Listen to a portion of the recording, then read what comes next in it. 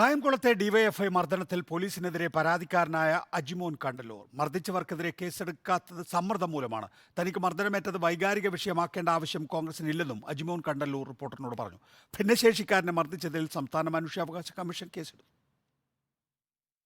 കായംകുളത്ത് നടന്ന യൂത്ത് കോൺഗ്രസ് പ്രതിഷേധത്തിൽ പങ്കെടുത്തതിന്റെ പേരിൽ തനിക്കെതിരെ ആരോപണങ്ങൾ ഉയർന്നതിന് പിന്നാലെയാണ് പോലീസിനെതിരെയുള്ള അജിമോന്റെ വിമർശനം.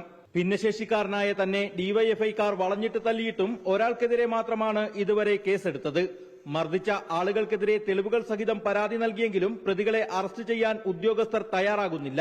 അക്രമി സംഘത്തിൽ ഉൾപ്പെട്ട മറ്റുള്ളവർക്കെതിരെ കേസെടുക്കാൻ പോലീസ് തയ്യാറാകാത്തത് ഉദ്യോഗസ്ഥർക്ക് മേലുള്ള സമ്മർദ്ദം മൂലമാണെന്നും അജിമോൻ പറഞ്ഞു.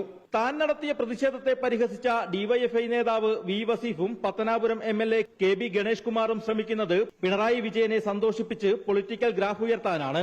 തന്റെ പരാതി വൈകാരിക വിഷയമാക്കി നേട്ടമുണ്ടാക്കേണ്ട കാര്യം കോൺഗ്രസിനില്ലെന്നും അജിമോൻ പറഞ്ഞു.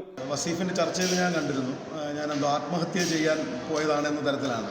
അതുപോലെ തന്നെ ഗണേഷ് കുമാർ പറയുന്നത് അദ്ദേഹം എന്നെ കോൺഗ്രസ് നേതാക്കൾ താങ്ങിയെടുത്തുകൊണ്ടുവന്ന് ബസ്സിന് മുന്നിൽ നിർത്തി ഈ ഒരു രക്തസാക്ഷിയെ പാർട്ടിക്ക് സൃഷ്ടിച്ച് പിണറായി വിജയന്റെ ഈ യാത്ര അലങ്കോലമാക്കാൻ വേണ്ടി വന്നതാണെന്നാണ് കെ ബി ഗണേഷ് കുമാർ.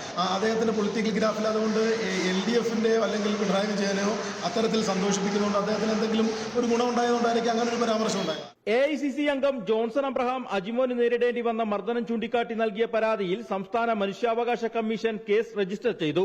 പരാതിയിന്മേൽ അന്വേഷണം നടത്തുന്നത് സംബന്ധിച്ച് കമ്മീഷൻ അംഗങ്ങൾ യോഗം ചേർന്ന ശേഷം തീരുമാനമെടുക്കും.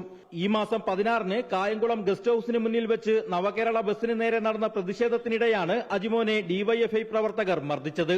റിപ്പോർട്ടർ, ആലപ്പുഴ.